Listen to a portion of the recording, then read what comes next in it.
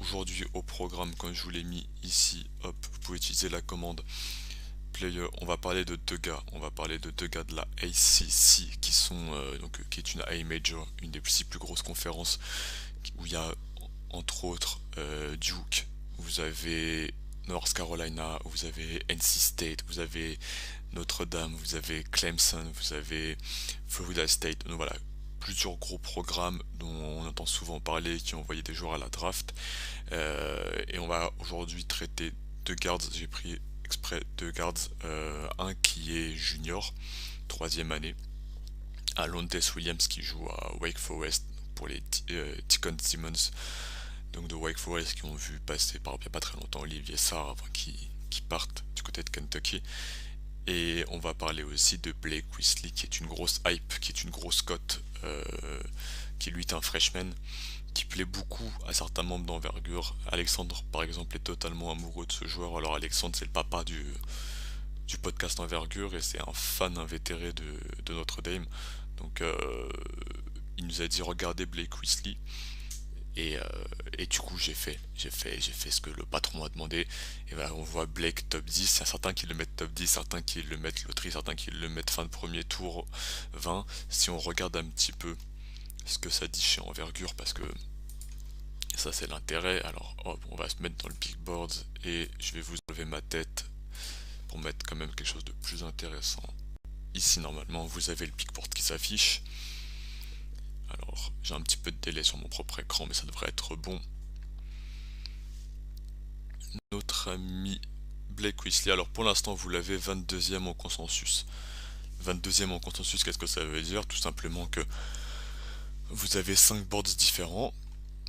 Celui d'Alex, Manu, Ben, Alan et moi-même, en attendant que Nico fasse le sien. Parce que Nico est un homme très occupé et qui... mais il se penche dessus, il commence à rentrer des joueurs dessus. Et donc en moyenne, le joueur tombe en 22e position. Maintenant, si on regarde où est-ce qu'il est chez chacun, alors hop, je vous envoie si vous voulez faire votre tambouille par vous-même. Vous l'avez en 14 chez Alex, vous l'avez en 18, je crois que ça c'est Manu. Notre ami Ben, il nous le met en 12. Alan, il nous le met en 16. Et moi, est-ce que je vous le mets? Je crois pas que je vous l'ai mis dans mon premier board parce que je suis un hérétique. Donc j'ai pas mis dans mon premier board. C'était trop tôt, vous voyez, je l'ai fait il y a un mois et je vais le mettre à jour. Et globalement, si je le fais, si je le mets, il va être fin de premier tour. D'accord? Donc vous avez, moi je vais être moins en amour que lui, enfin moins en amour sur lui que beaucoup d'autres membres d'envergure. Si on regarde un petit peu ce que les gens en disent. Alors, on l'a freshman, vous avez un article qui a été déjà, enfin scouting report qui a déjà été écrit par Steve, qui est le spécialiste envergure sur la ACC. Donc vous avez là Stevie Boyer, n'hésitez pas à aller le follow sur Twitter parce qu'il nous régale avec ses bons scouting reports. Qu'est-ce qu'il nous disait? Il nous disait qu'en point fort, il y a un profil athlétique. Donc c'est un joueur, vous voyez, qui est long, 1m96, 210 cm d'envergure, donc une belle wingspan, 83 kg. Donc encore un profil léger. Pour l'instant, il est monté fin. On a un joueur qui est très très jeune. Vous voyez que c'est un joueur qui est capable de, il nous dit Steve, de créer un écart, créer une séparation, ce qui est important pour un porteur de balle. Être capable, balle en main, de pouvoir créer un écart pour prendre un tir, scoring à mi-distance, potentiel défensif, et le mot potentiel est à prendre en considération. Dans les points moyens, le playmaking, donc sa capacité à créer du jeu collectivement, la puissance du joueur, donc est-ce qu'il est capable d'encaisser du contact, de mettre du contact et de prendre le dessus, c'est-à-dire d'aller au panier et de ne pas se faire arrêter dans son dribble, d'aller au cercle et de provoquer des fautes, de finir avec la faute, ce genre de choses là. Dans les points faibles, l'efficacité dans le drive et les lancers francs. Je vais pas vous lire le scouting report en détail, il est sur le site, vous avez qu'à aller sur hop, envergure.co, vous trouvez tout ce qu'il faut. Mais dans les points qui va être mis en avant, c'est attaque le cercle avec peu de réussite et un manque d'agressivité. Il peut créer de la séparation, bon dans les situations de drive and kick, et intensité défensive. Et lui, quand il écrit ce scouting report, c'était au bout de 11 matchs. Actuellement, je crois que Notre-Dame, il faudra me le confirmer dans le chat, mais a joué, je vais vous le dire ici, j'aurais dit une vingtaine de matchs, voilà, il a joué 25 matchs, il en a starté 19, donc très très vite il s'est installé dans le 5 majeur, avec un beau temps de jeu, 28 minutes, on regardait les stats un peu plus précisément. Et donc les pourcentages qu'il donne ici, on va peut-être pouvoir les mettre un peu mais les mettre à jour, d'accord. Est-ce que dans le chat, la Blake Weasley, c'est un nom que vous avez déjà retrouvé sur des gros sites de mock ou pas, ou c'est un mec qui vous est pour le coup inconnu? Vous me dites, comme ça je lis en même temps. Quand on fait le profil d'un joueur en stream, souvent on regarde d'abord les stats, hein, pour les habitués, on fait d'abord les stats brutes, les stats avancées avec les outils que j'ai ici, et après on passe au film.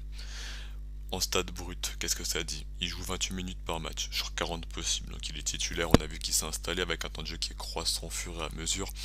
Il prend 12 tirs par match, c'est le plus gros volume de tirs de l'équipe, donc c'est déjà un joueur qui, dans une équipe de Notre-Dame, assez jeune, a su s'installer, a su prendre les devants. En termes d'efficacité, on a une efficacité moyenne à 41%, on va l'être honnête, ce qui est moyen, pour pas dire assez léger.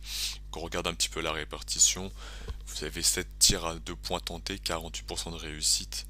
Euh, tu l'as déjà vu jouer en vrai ou tu l'as déjà vu jouer en, comment dire, en replay? Tu me dis si tu l'as vu jouer en vrai, c'est parce que je sais on a Notre-Dame France qui nous suit sur Twitter et je sais pas, ça se trouve c'est toi. Peut-être que je dis des bêtises ou pas, mais si tu l'as vu jouer en vrai, ça m'intéresse pas mal de voir le ressenti que tu as eu. Et même si tu l'as vu en replay, qu'est-ce que tu en as pensé? Salut Sorrento, Blake, mon coup de cœur cette année avec Purdue Jaden Ivey. Ouais, ça fait un beau backcourt, ça fait un beau backcourt bien sexy, bien charismatique.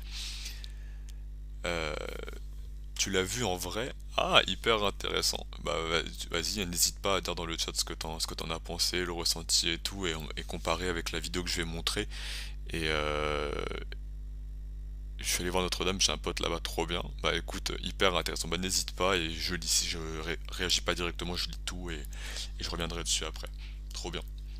Voir en vrai de toute façon, c'est ce qu'il y a de mieux. C'est plus difficile de scouter en réel, je trouve, pour avoir l'occasion de le faire, notamment dans notre championnat local avec le Paris Basket, l'Asvel et tout ça, mais hyper intéressant. Donc on disait 48% à 2 points, on va voir qu'il y a beaucoup de mi-distance, et à 3 points il y a un beau volume de prix, 5 tirs tentés par match, et pour l'instant une réussite assez faible, 31%. Steve il nous dit qu'il y a peu de lancers francs tentés, on est à 4 lancers francs tentés par match, ce qui est correct, mais il faut regarder sur le free throw rate, c'est surtout ça qui va être décisif, et très peu efficace, 64% lancé franc, ce qui est assez dégueulasse, on va être honnête. Après, à côté de ça, on a 3 rebonds, 3,5 rebonds, 2,6 passes, 1,2 steals, 2 turnovers, donc on a un ratio assist turnover à 1 à peine, 2 fautes par match, voilà, c'est un peu pour le profil statistique brut, ce qui est pas très intéressant, mais toujours bien à faire avant d'aller sur les stats avancées et le film. Tu nous dis, on dirait que c'est facile pour ses adversaires de le contest quand il drive et il croque un peu à 3 points. Et bah tu vois, on va être assez d'accord toi et moi, et on va essayer de regarder ça après sur du film. Euh, Globalement, alors faut prendre en compte que le joueur est très fin, d'accord? Et pourquoi est-ce que chez Envergure ils le mettent aussi haut, mes copains Alex, Alan, etc. C'est parce qu'on est sur ce qu'on appelle de la pré-draft. C'est un processus, un phénomène qu'on voit de plus en plus, où vraiment on va aller chercher des joueurs très hauts, pas près du tout, pour les laisser en développement dans une franchise NBA 1 an, 2 ans, la faire de la G-League, et à ce moment-là exploiter leur potentiel plutôt que les laisser à la fac. L'an dernier, par exemple, vous avez Joshua Primo qui est drafté loterie par San Antonio, alors que personne ne l'avait dans son top 20, voire même au premier tour, parce qu'il n'était pas prêt, on pensait qu'il allait faire 2 ans, on est vraiment sur ce processus de pré-draft. Donc aujourd'hui, est-ce que Blake Weasley est un joueur de top 10? Non, mais le pari des gars d'envergure, des autres gars d'envergure, dont auquel moi je ne me rejoins pas particulièrement, mais que je peux entendre, c'est de dire que d'ici 2 3 ans, une fois qu'on aura développé son corps et qu'on aura mis un peu plus de skills avec un staff NBA, ça pourrait être un joueur du niveau de loterie et un joueur qui devienne dominant. Quand on regarde les stats avancées, vous avez Hoopmat ici, donc si vous voulez le faire avec moi, vous avez les deux sites. Ah pardon, excusez-moi, hop là, je me trompe. Voilà, vous avez les deux sites, donc vous avez Hoopmat qui est ce site là qui vous donne la répartition des tirs d'un joueur dans chaque secteur. Vous avez les tirs près du panier, le nombre de tirs qu'il prend près du cercle, le nombre de 2 points longs, donc les mi-distances ici, et le nombre de tirs à 3 points en pourcentage, sa répartition. Et à chaque fois vous avez son efficacité dans ce domaine, et est-ce que le tir est issu ou non d'une passe décisive. Voilà, c'est quelque chose d'assez facile et que moi j'aime beaucoup utiliser. Alors, il se fait pas souvent contrer, mais souvent quand il va au panier, il se fait bouger, ça lui a tenté une finition casse-gueule. Ouais, je suis d'accord avec toi. Je suis d'accord avec toi, c'est ce qu'on va essayer de montrer tout à l'heure. Alors, dans sa répartition à Blake Weasley, Steve il nous disait beaucoup de mi-distance. Effectivement, on voit 40% de ses tirs à mi-distance, 43% de ses tirs à 3 points. Non, je dis des bêtises, pardon. 43% de ses tirs à 3 points, excusez-moi, 25% à mi-distance, 31% près du panier. Donc on est redevenu sur une distribution un peu plus NB, un peu plus classique, il y avait un peu moins de mid-range qui ont été pris. Quand il va au panier, 55% au cercle, 22% de pas décisif, ça veut dire que globalement, dans 80% des cas, il se crée son propre accès au cercle. Quand il va au panier, il est assez peu efficace, 56% c'est assez faible. Au niveau NCAA, au niveau NBA ça devient un peu mieux parce qu'on va jouer contre des adultes, mais en ACC 56% au cercle c'est assez faible. Le joueur, on le rappelle, encore une fois excusez-moi, il fait que 83 kilos, il est très très jeune. Ceci explique peut-être cela, on verra dans le film. À mi-distance, donc 39% d'efficacité à mi-distance, ce qui est bien, ce qui est intéressant, ce qui veut dire qu'il y a du développement de tir, sachant que dans 95% des cas, c'est du pull-up. C'est un joueur qui aime vraiment se créer un décalage, qui est assez explosif pour se créer un écart et qui aime bien prendre des tirs. Et c'est quelque chose qui est efficace. Être capable de se créer un écart et de prendre des tirs, même avec une efficacité moyenne, c'est un skill qui est très valué par les scouts NBA. Ça veut dire qu'on a un joueur qu'on va pouvoir développer derrière, qui va pouvoir faire du shot making à mi-distance, mais à 3 points. Mais à 3 points aussi, pardon. Donc ça, c'est peut-être son plus gros point fort, son plus gros argument de vente. Dans le scouting report de Steve, si vous le regardez, vous voyez qu'il était à 50% de réussite. Ça a quand même bien baissé. Pourquoi? Parce que les défenses ont eu le temps de s'adapter, les défenses ont eu le temps de le scouter. Contrairement au début de l'année où c'était un freshman que personne ne connaissait, qui n'était pas hyper coté. Et du coup, on a une adaptation, et notamment une adaptation sur le fait de l'orienter main gauche, ce qu'on pourra voir dans de la vidéo, et quand il est orienté main gauche, il est bien plus en difficulté. Donc il est poussé sur des tirs compliqués, donc il baisse en réussite. C'est pour ça qu'entre le 11e match et le 25e match, vous avez perdu 10% d'efficacité sur ce secteur-là. À 3 points enfin, donc un gros volume à 3 points, cette fois-ci majoritairement catch and shoot. C'est pas un joueur qui, dans l'offense de Notre-Dame, va beaucoup pull-up of the dribble, qui va beaucoup prendre de tirs derrière un pick and roll. Il est souvent en mouvement, les mains elles sont prêtes, et il est à 31,3% de réussite seulement. Donc c'est assez faible. Maintenant on a vu qu'il y avait un volume important, qu'il y avait une belle réussite à mi-distance, donc on pourrait se dire que à terme il devrait rentrer dedans, il devrait mettre dedans, il devrait rentrer plus de tirs. C'est un projet. Si vous achetez Blake Weasley, vous croyez en sa capacité à mettre des tirs à 3 points. Maintenant il y a un problème, on voit 64,5% de réussite au lancer franc. Le free throw rate il est pas trop mal. On est à 30%, c'est-à-dire que c'est un joueur qui fait quand même tomber des fautes, sachant qu'il va assez régulièrement au panier, donc 31% des cas. Globalement, à chaque fois, enfin une fois qu'il va au cercle, soit il va trouver la faute, soit il va mettre un panier. Et donc ça, c'est une stat qui est plutôt intéressante. Maintenant, il va falloir mettre dedans. Voilà. Donc ça, c'est pour le profil statistique avancé. On pourrait utiliser Hoop Explorer, mais j'ai pas non plus envie de vous noyer dans les stats au début, donc on se le garde de côté pour Alondes Williams, et on va directement passer à la vidéo. Voilà.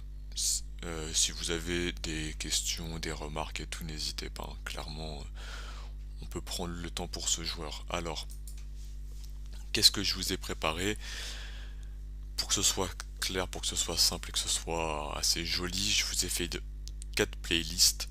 On va regarder une playlist sur Blake Weasley quand il est balle en main, quand il va driver au cercle, balle en main tout seul.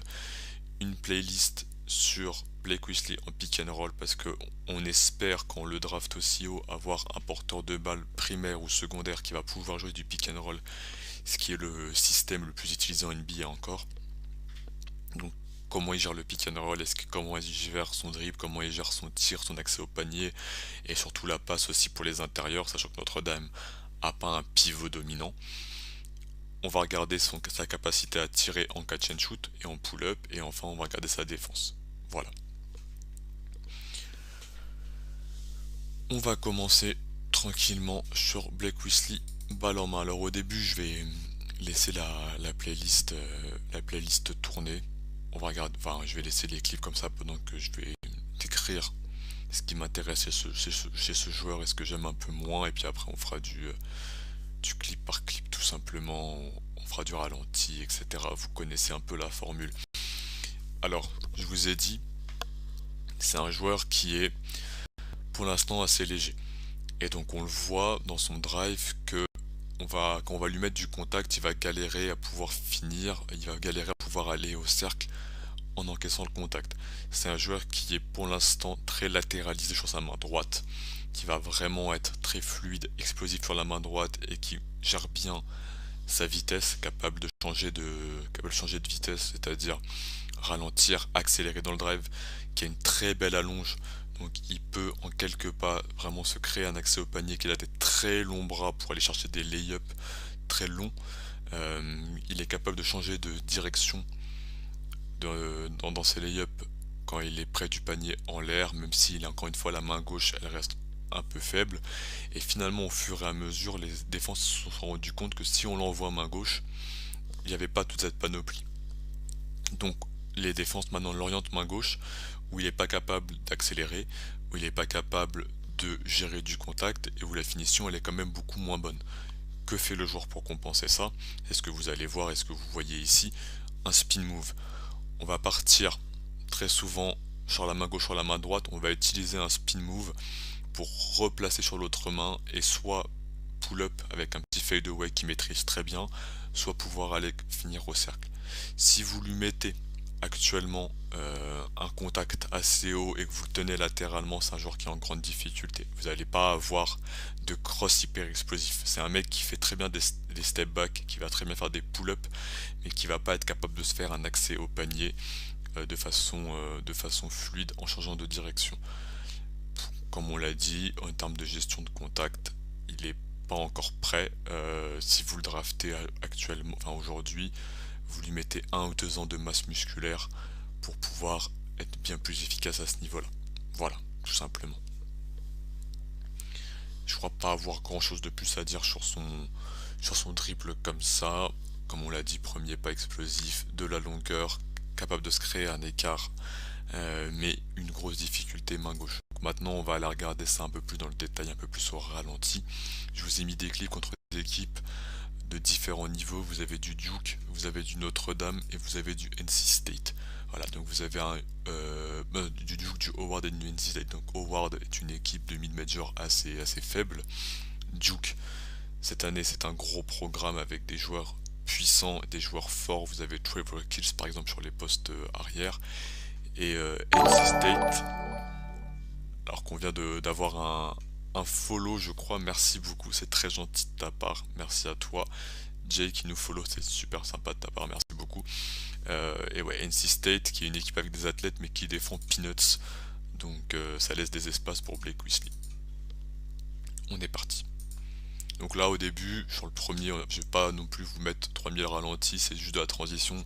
Le joueur est capable de monter, c'est pas un athlète vertical, c'est pas une menace aérienne de très haut niveau, mais il est capable quand même de monter au cercle. Là vous l'avez sur de la transition drive main droite, on aime beaucoup cette longueur. Je vais la remettre ici. Ce qui est intéressant avec Blake Weasley, c'est ces longs segments, on rappelle 2,10 m d'envergure, donc très facilement avec de la longe, hop, ici je suis capable d'aller chercher un lay-up très lointain et de protéger ma balle avec la planche. Départ main droite, encore une fois de la longueur et un lay-up, main droite après contact, encore une fois ici. Et ce que j'aime particulièrement sur cet extrait, c'est quand je vous dis changer de rythme, Vous allez la voir ici. Hop, je freeze. Je ralentis ma vitesse pour laisser passer le pivot. Je vais mettre encore plus lent. Je ralentis ma vitesse pour laisser passer le pivot. Et pour éviter le contre, hop, je change de direction en l'air et je termine avec belle efficacité.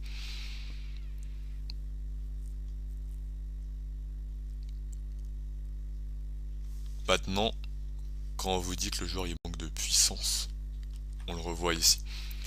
Donc là vous avez une accélération, mais il se fait contrer au cercle parce que même s'il est long, on voit que son corps il est en retrait par rapport au protecteur de cercle. Il rentre pas dans le protecteur de cercle pour mettre du contact et finir avec la faute. Il va utiliser cette longueur pour essayer d'éviter le contact un maximum.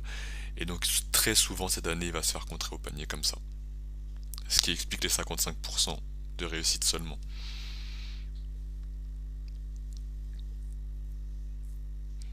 Donc là vous l'avez en départ main gauche. On revient sur la main droite et je finis au cercle. Encore une fois, même si main gauche il est moins bon, il y a un départ explosif qui lui permet de créer une surcharge. Et quand je vous dis on essaie de protéger la balle un maximum avec ce joueur avec de la longueur, on est dans ce genre de situation là face à Jeremy Rock qui est un bon défenseur NCAA. Alors on va remettre en vitesse normale.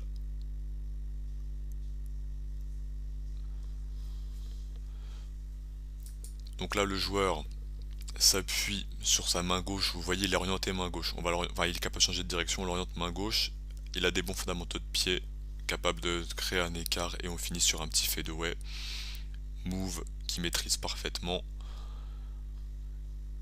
parce qu'encore une fois, alors même s'il est bon dessus, il n'est pas capable de pouvoir terminer en drive main gauche au cercle, il sait qu'il va être plus en difficulté, donc très souvent on repart sur un petit fadeaway. Là vous l'avez encore sur des pull-up quand il est contesté, on va le remettre ici.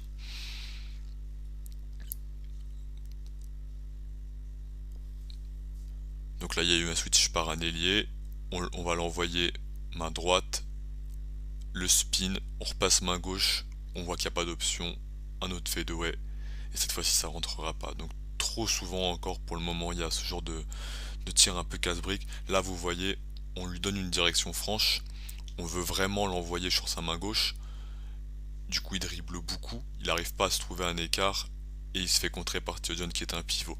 Ça c'est quelque chose qui me pose fortement problème pour le niveau supérieur. Alors l'image, je m'excuse pour la qualité, on est sur de la capture YouTube là. Quand un pivot veut te tenir sur ta main faible, ça me pose problème. Encore une fois ici vous voyez l'orientation, il est orienté main gauche, on passe sur pick and roll switch, orienté encore main gauche, il repasse main droite parce qu'il n'arrive pas à créer un écart et ça l'oblige du coup à ce spin move et il y a une perte de balle. On va pas, je crois que j'en ai un dernier ici, orienté main gauche et du coup passage en force. Voilà, tout simplement. Donc si jamais vous l'avez pas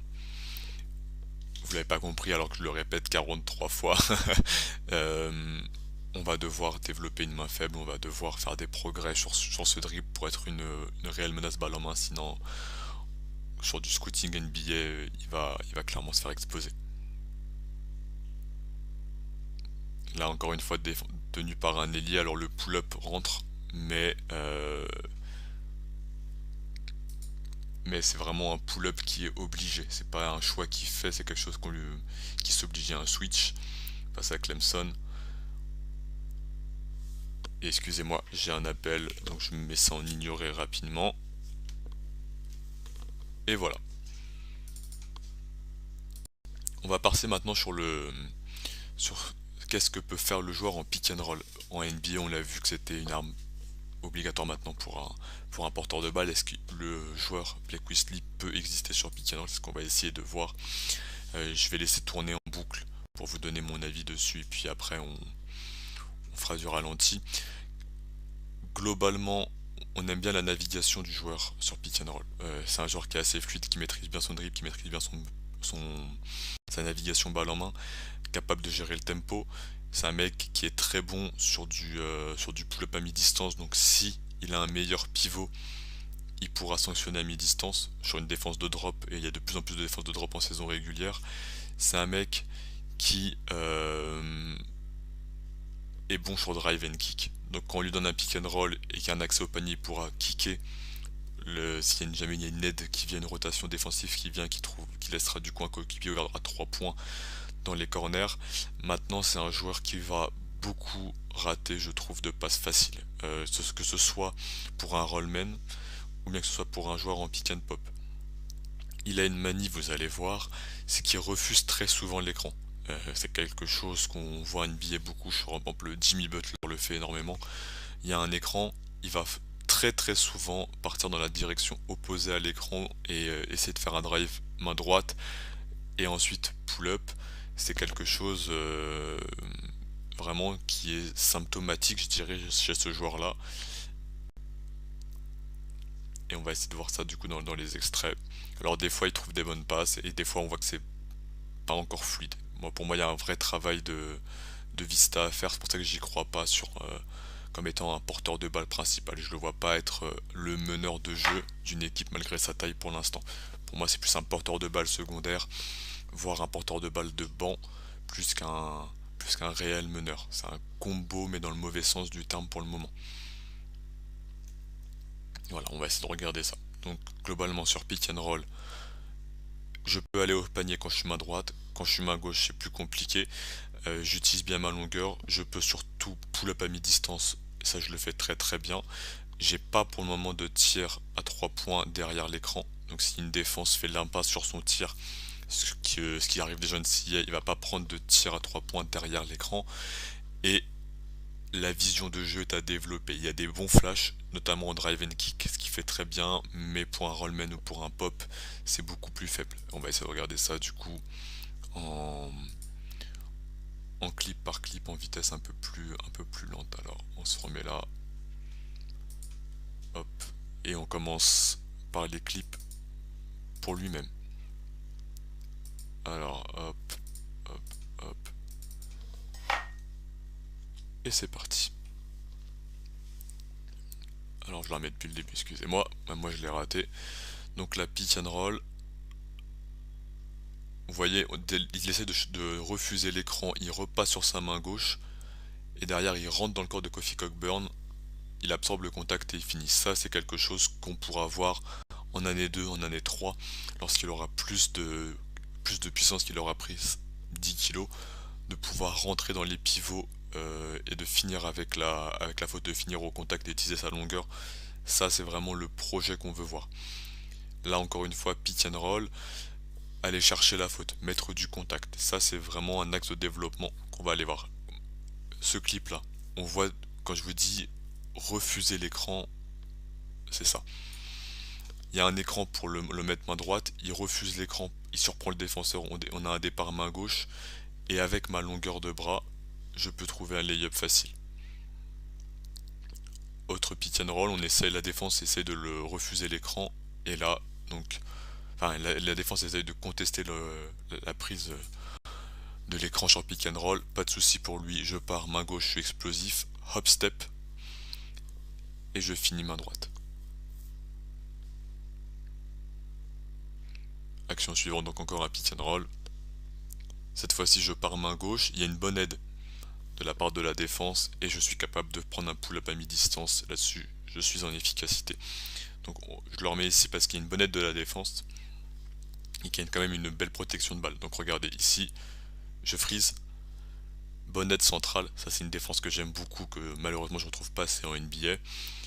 Il arrive à protéger son ballon, ne pas se faire intercepter.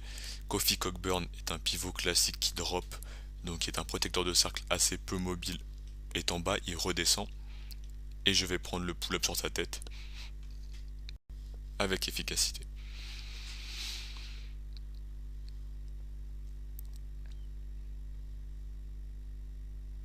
Donc la action suivante, pick and roll, je pars main gauche. Je repasse main droite, je reviens main gauche. Une belle patience. Et je vais aller trouver une finition près du panier. Ça aussi c'est un skill qu'il a bien. Je peux le remettre. C'est que c'est un joueur qui est patient, qui est capable de faire sauter la défense. Et de trouver du coup soit un lay-up, soit une faute sur une deuxième attention. Donc on la remet. en vitesse réelle ici. Donc main gauche, hop, feinte, je fais sauter Kofi Cockburn et je termine en efficacité. Ici il est dans le corner. On va venir récupérer la balle. Il est orienté pour le main gauche, je pars main droite, je refuse l'écran. Et avec du toucher, je vais aller finir sur une sorte de flotteur main droite. Ici, pick and roll encore une fois, pull-up mi-distance. Vraiment c'est sa signature, quelque chose qui fait déjà très très bien. Et quand NBA il aura le fantasme des pivots qui switch, c'est vraiment pas une réalité. Actuellement, on a quand même beaucoup de pivots qui restent très très bas dans les défenses et ça en saison régulière vous l'avez tous les ans. C'est pour ça que beaucoup de porteurs de balles qu'on trouvait pas assez athlétiques, on disait ah il est pas assez athlétique pour se créer un écart, il y arrivera pas. Finalement en saison régulière, il domine. Je pense à Tyrese Haliburton, ce qui est vraiment une de mes erreurs de scouting. Au début je me disais mais non le joueur n'arrive pas à se créer un écart, il est pas assez athlétique. Mais parce qu'il navigue très bien, parce qu'il a cette arme à mi-distance et qu'il a cette capacité à passer de façon supérieure, Tyrese Haliburton a beaucoup de tirs comme ça, a beaucoup de situations ouvertes et du coup il est en réussite. Donc Blake Griffin peut le faire. Le tir à mi-distance revient. On voit Phoenix qui est une des meilleures attaques, le fait très bien. Chicago le fait beaucoup aussi. Donc dans les grosses attaques vous avez beaucoup de mid-range. Touk. Alors Venom, je vois que notre bot t'a censuré. Effectivement, il est paramétré pour ne pas mettre de lien dans le chat, donc je suis désolé. Si tu voulais nous mettre un lien intéressant, tu peux me l'envoyer via Twitter et je pourrais essayer de le transmettre si c'est un rapport avec Blake Griffin, mais voilà, désolé pour ça. On repart. Donc ici il se fait contrer parce qu'on voit qu'il y a un problème au niveau de la main gauche. Alors pour le faire rapidement, quand il est sur pick and roll et qu'il va être orienté main gauche, il aurait dû finir de la main gauche et il repasse trop souvent sur sa main droite malheureusement. Donc vous voyez là on l'oriente main gauche, il prend de vitesse le joueur, il devrait finir main gauche, il revient main droite et du coup il se fait contrer. Donc encore une fois quand on parle de développer la main faible on est là-dessus. Ici, pick and roll, je suis patient, je vais utiliser ma main gauche. Moi ce qui me pose problème quand je vous parle de vision de jeu, c'est que on est sur une situation de pick and pop qui pourra avoir en NBA et il rate totalement le joueur ouvert. Donc là Paolo Banchero est descendu hyper bas pour contester. Vous avez un tir à 3 points ouvert ici avec un joueur qui peut sanctionner et Blake Weasley est dans ce tunnel vision. Il kick bien sur les côtés mais en pick and pop il rate souvent le poseur d'écran et du coup on aurait pu avoir un tir ouvert et on finit avec un lay-up raté.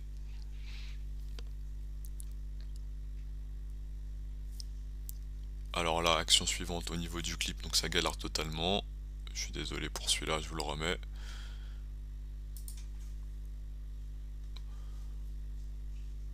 Bon bah c'est le clip qui marche pas, tant pis, c'est pas grave. Donc là, on revient encore une fois, cette fois-ci une bonne lecture. Et là le pick and pop il est réussi. Donc voilà, il y a des flashs à la passe qui me font dire que ça peut devenir un porteur de balle secondaire, mais il n'est pas assez fluide pour le moment pour être un porteur de balle principal. On rappelle Kobe White il y a 3 ans quand il est drafté, il avait le même problème. On se disait que oui, ça pouvait être un joueur de driving kick, etc. Mais finalement, il n'a jamais réussi à passer le cap. Et c'est pour Blake Weasley de pas être capable aussi de passer le cap. Donc là, vous voyez, il y a une bonne space, mais le timing est tellement lent, c'est pas du tout en fluidité. Je vous la remets. Il y a beaucoup trop d'hésitation pour que ça puisse marcher en NBA. Donc là, main gauche, il y a un espace qui est créé, je freeze. Il y a une passe ici à faire au sol. Vous avez la bonne space qui est là. Et finalement, il attend, et il la transmet, mais bien trop tard pour que ce soit une passe réussie. Là, on l'oriente main gauche, et encore une fois, il rate totalement la transmission ici. On peut se la refaire. On ralentit. Orientation main gauche. La défense fait n'importe quoi. Vous avez mon ami Dewan Seaborn que j'aime très fort ici. Mais il y a vraiment un espace énorme. Il y a une passe à transmettre là. On est main gauche, pas capable de passer à une main gauche. Et le joueur se retrouve ouvert, mais la passe n'arrivera jamais. Pick and roll main droite. Cette fois-ci, il y a la passe qui est transmise. Alors, en termes de timing, elle n'est pas parfaite. Elle est faite un peu tôt cette passe. Mais au moins, elle a le mérite d'être là. Donc là il y a un écran, on aurait pu normalement avoir une passe dans l'axe, dans la course, pour que le joueur n'ait pas à dribbler autant pour s'accéder à un accès au panier. On l'envoie par-dessus un peu trop haute, il y a 2 dribbles à faire pour avoir une finition. Voilà. Donc ça c'est une passe qui finit par une passe décisive mais qui n'est pas une bonne passe sur un meneur de jeu.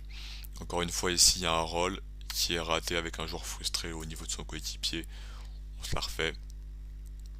Pick and roll. Bon, l'écran est mal posé, mais vous avez une passe ici dans l'axe complètement ouvert, il n'y a pas de couverture défensive côté faible, et la passe n'arrivera jamais. Voilà. Ça c'est pour notre ami Blake Weasley, balle en main, donc joueur de pick and roll, oui, pour lui-même, oui, joueur de drive and kick, ok, mais pour l'instant dans la création collective en tant que meneur de jeu pour faire jouer un big man, non, c'est pas encore en place. On va aller voir sur son tir maintenant, est-ce que le joueur est capable. On a vu qu'il y avait une réussite intéressante à mi-distance, mais à 3 points que c'était pas ça, qu'est-ce que ça donne? Alors, 31%, beaucoup de catch and shoot. Je vous ai mis des séquences de catch and shoot. On voit qu'en termes de mécanique, c'est ok, le geste il est fluide, la balle est un peu poussée en avant. Quand il rentre dans le ballon, il est plus en efficacité. Pour l'instant, il n'y a pas la capacité à pouvoir créer son propre tir à 3 points depuis le dribble. On voit aussi que le joueur est plus en efficacité lorsque la balle arrive directement sur sa main droite, donc sa main de shoot. La balle arrive sur sa main de shoot, il peut s'élever directement et sanctionner. Mais lorsque la balle arrive sur sa main gauche, qui doit du coup repasser, réaxer main droite et s'élever, c'est beaucoup plus en difficulté. Là vous le voyez, sur du pull-up, le tir est assez poussé en avant, vous avez un manque d'équilibre au niveau des pieds, les pieds partent en avant aussi, donc c'est un joueur qui a un tir qui n'est pas encore stabilisé. Lorsqu'il est en équilibre, il est efficace, lorsqu'il est en déséquilibre, ce qui arrive trop souvent, il manque d'efficacité. Donc, est-ce que je crois dans le tir à terme? Oui, moi j'ai envie de dire que oui, parce qu'il y a une mécanique qui est vraiment pas mal et qu'on voit qu'il est capable de créer de l'écart. Maintenant, est-ce qu'il est capable de sanctionner à 3 points, step back, etc. J'en suis moins sûr. Et puis je vous ai mis aussi quelques actions loin du ballon, dans des cuts, etc. parce qu'il peut se rendre disponible, même si c'est vraiment un secteur minoritaire de son jeu. Pour aller sur le tir, donc, je vous en remets un ici parce que lui m'intéresse, vous voyez la balle. Alors je vais le mettre au ralenti. Hop là. Ici, les mains elles sont prêtes, la balle arrive main droite et donc très vite je peux réaxer, armer, déclencher avec une mécanique rapide. Quand je suis dans l'axe, balle arrive main droite et que je rentre dans la balle, c'est pareil, je suis en efficacité. Maintenant, il faut que je trouve l'exemple où la balle elle arrive sur sa main gauche. Hop. Donc là, encore une fois, on arrive main droite. Mais lui ne rentre pas. Mais quand on arrive sur sa main gauche, voilà, il prend du temps à remettre dans l'axe et du coup, il est bien plus en difficulté. Et sur le pull-up, alors le lancer franc, on a vu 65% de réussite, ce qui est pas bien du tout. Mécaniquement, la pointe des pieds, un joueur qui triche sur la pointe des pieds. Mais moi je suis pas un expert là-dessus, il faudra demander à Nicolas Lang ou bien à Pierre qui se connaît mieux que moi sur le tir. Vous voyez dans le pull-up, c'est très poussé en avant et les jambes sont très désaxées. On les remet ici, mais hop là. J'ai envie de freeze au bon moment. Donc là, dans le dribble, donc voilà, on se pousse en avant et les pieds partent vraiment en grand écart, en équerre. Et il y a un manque d'équilibre dans ce tir là et du coup pas d'efficacité.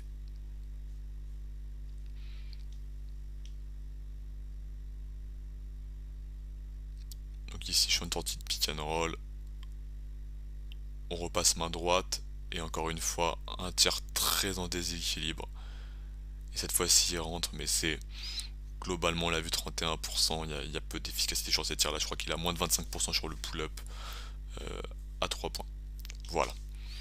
Défensivement, enfin pour terminer sur ce joueur, euh, Steve nous disait, hop là,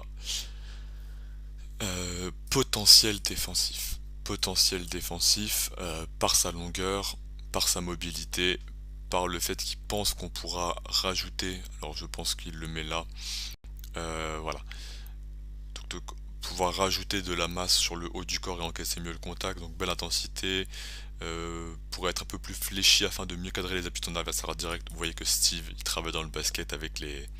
Il y a un avis qui est vraiment pointu, ça fait plaisir. Vigilant en défense non porteur, concerné, souvent en place dans les aides et peut défendre efficacement sur les lignes de passe. Alors, moi, tout ça là-dessus, sur les lignes de passe, je suis d'accord. C'est un joueur qui va jouer très souvent l'interception.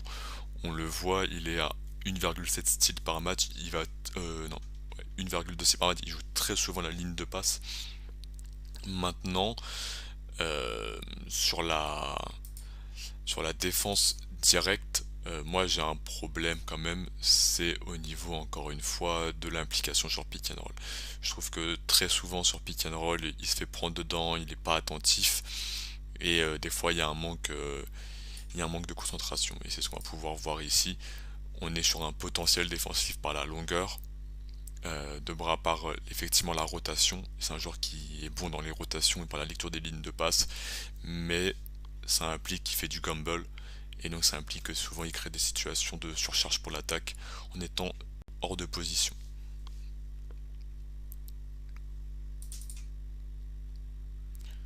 Donc ici ce que j'aime bien c'est que latéralement, alors il est sur un extérieur, hop, latéralement vous voyez que il tient bien, les pieds bougent bien, il encaisse bien le contact et il va orienter pour amener jusqu'au cercle.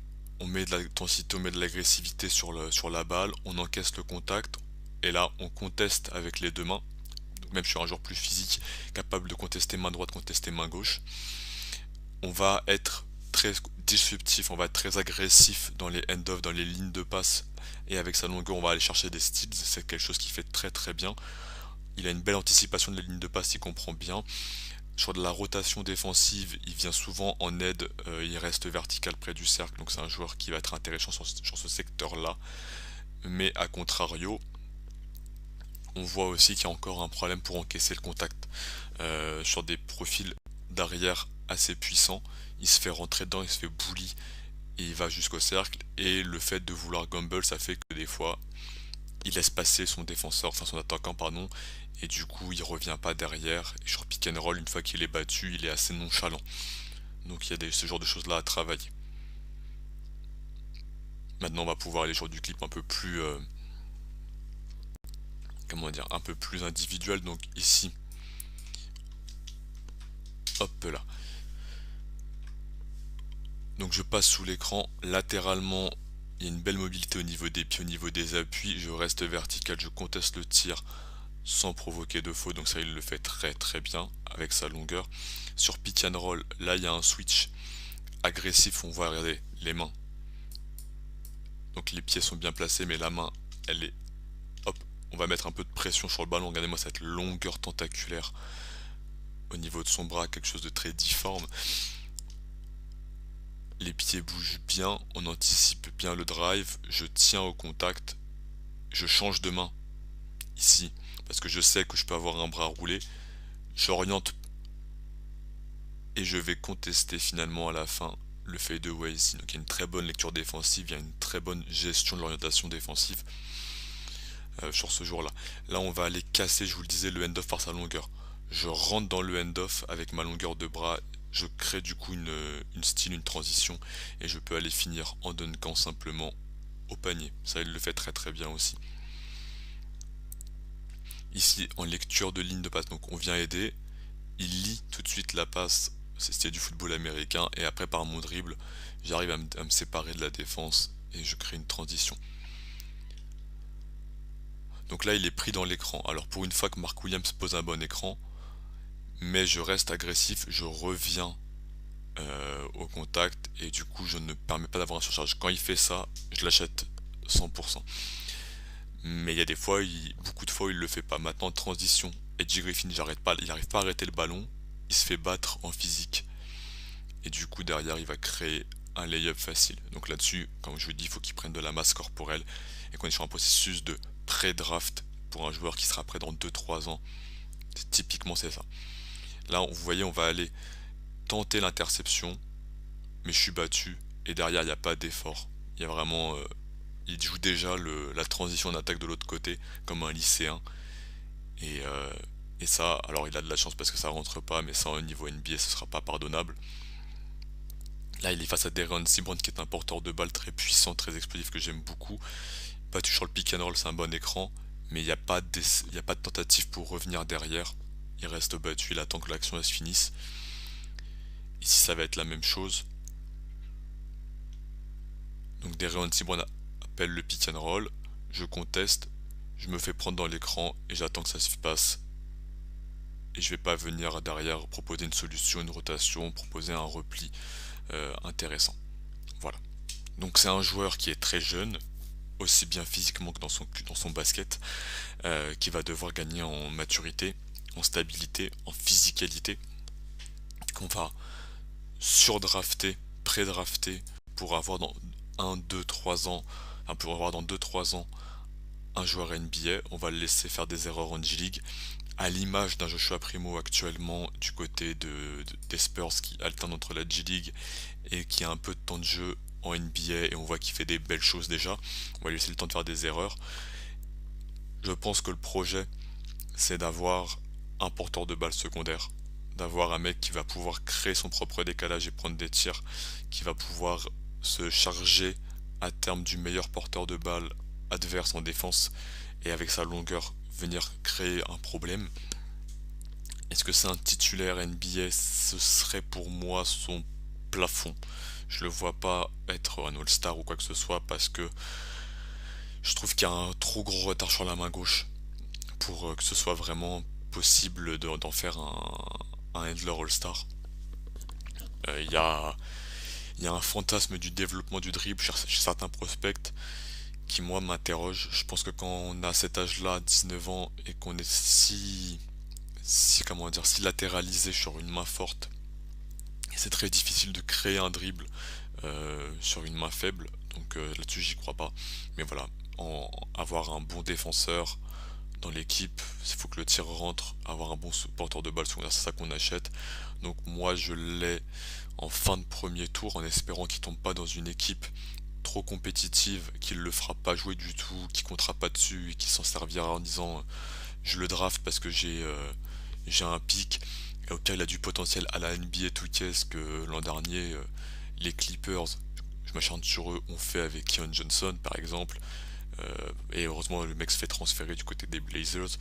J'espère qu'il tombera dans une équipe qui sera patiente avec lui, qui aura un vrai projet. Donc je pense que c'est même mieux qu'il soit drafté en fin de loterie, comme ce que Alan, Alexandre, etc. ont mis, plutôt qu'il se fasse drafter là où moi je l'attends sur son niveau réel en 25, enfin entre 20 et 30, et qu'il puisse jamais jouer, jamais se développer. Voilà. J'espère que j'ai été assez clair sur ce joueur. N'hésitez pas à le regarder, à comparer les avis surtout, à lire ce que Alex en dit, ce qu'Alan en dit, ce que Steve en dit, etc. Aller voir sur des podcasts US et tout. Je pense que c'est un joueur qui, s'il a une promesse au premier tour, il ira, même s'il n'est pas prêt. Financièrement parlant, c'est vraiment irréaliste de penser que un mec peut refuser un premier tour. Voilà, si une équipe a une idée, un projet style San Antonio, pourquoi pas. Mais c'est un mec, faudra pas être surpris si il est drafté, que vous le voyez pas pendant 2 ans et que d'un coup il surgit et qu'il devient fort. C'est voilà, c'est l'idée de ce projet avec Joshua Primo.